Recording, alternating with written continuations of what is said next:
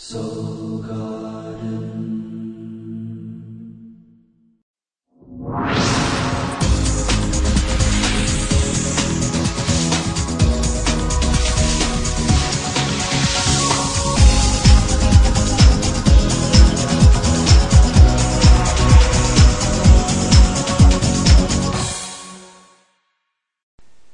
Hello, Your Honor, and welcome back to Soul Horoscopes Weekly Edition. My name is Christopher Witecki, and we're back from the holidays. Nice to see you again. Lots of stuff going on. You know, it's that quiet time. I keep saying to all the other signs between the holidays and New Year's. And then it's kind of a lull period. You know, you end up reading magazines you never thought you'd read. Funky time. But this year, and actually for the last couple of years, probably the heaviest time of our karma of the year. That's because the sun will cross over Pluto.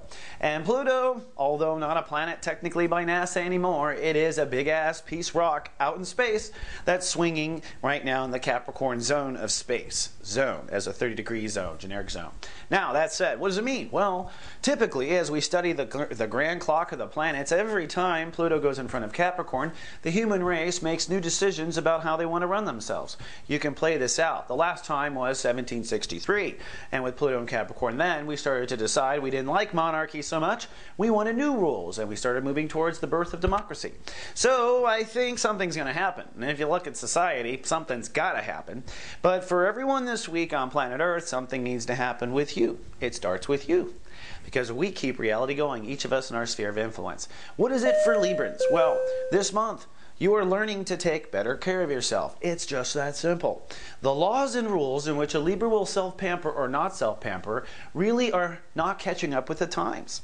As it turns out, human beings are becoming more and more and more sensitive. Much more sensitive. Sensitive to things we weren't sensitive to. Before we could see violence. Now we can't see it. It hurts us. Why? Are we babies? No, we're more aware. We're more sensitive. And with this sensitivity and this high vibration which is happening, we must have we must have new rules to take care of the sensitive vibrations that we are. Librans are learning to take better care of themselves in the sense of what they do to nurture their own emotions. I have to say, most Librans have kind of allowed their emotions to be bouncing off someone else.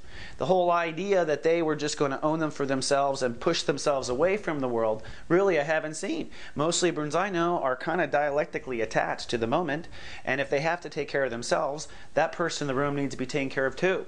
So I think the rules for Librans of when they take care of themselves and detach from the world are changing. And this week, particularly on Monday, one of your old rules may come to haunt you. Now, it may be very simple in the sense of, well, on Monday, it's breakdown. Uranus ruling the day. The moon in Aquarius, that puts a big inner child spin on it for you. But at the end of the day, it is something didn't serve the inner child Monday or Tuesday.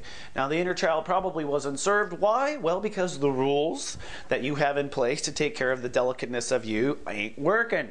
Maybe you adopted your parents. Maybe you just went into your in-laws' way of doing things. Maybe you never even thought about it. Maybe you just feel like you're getting old now, need to pay attention.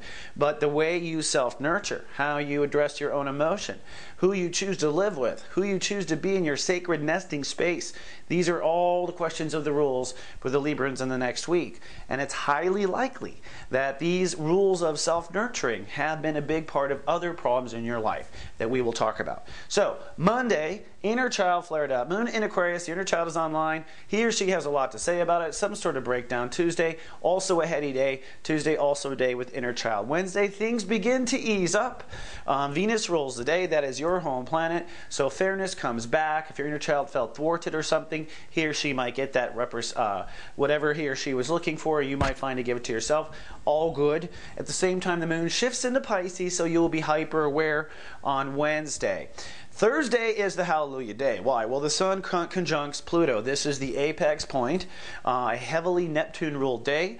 Tons of Pisces vibration. Basically, universe kind of takes over. I mean, looking at all of this, it's almost like, just put down your joystick. I think God, universe is going to drive on Thursday because just everything is kind of surrender vibrationally. That's what I recommend you do. But what is the Hallelujah? Well, the Hallelujah is somewhere in your life, you need to change your rules of how you self-nurture, choose family and foundation to be more grounded.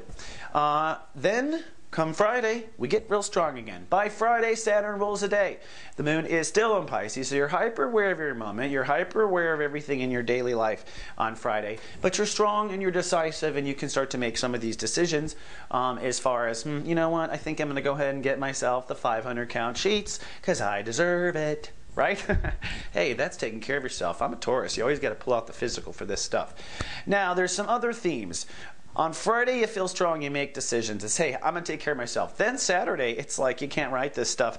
Everything gets very Martian and aggressive on Saturday. Moon moves into Aries. That's going to be for you long-term relationships, honey. Really, it's kind of a perfect New Year's Eve for relationships. If you happen to be in a good one, you'll be very fired up. Be very careful. There's a lot of aggressive energy on the planet. This particular New Year's, I'm telling everyone, take a cab. There's a lot of masculine, accident-prone energy.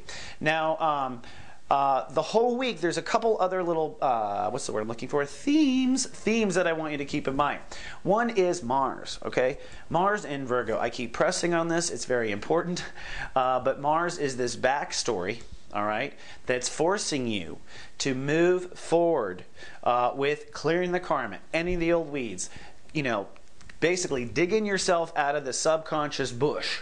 Something you learned 2 years ago. These are ending old habits. So if you know you shouldn't drive on New Year's Eve, for God's sake, don't do it. Mars is having zero tolerance policy on Librans that do what they know better.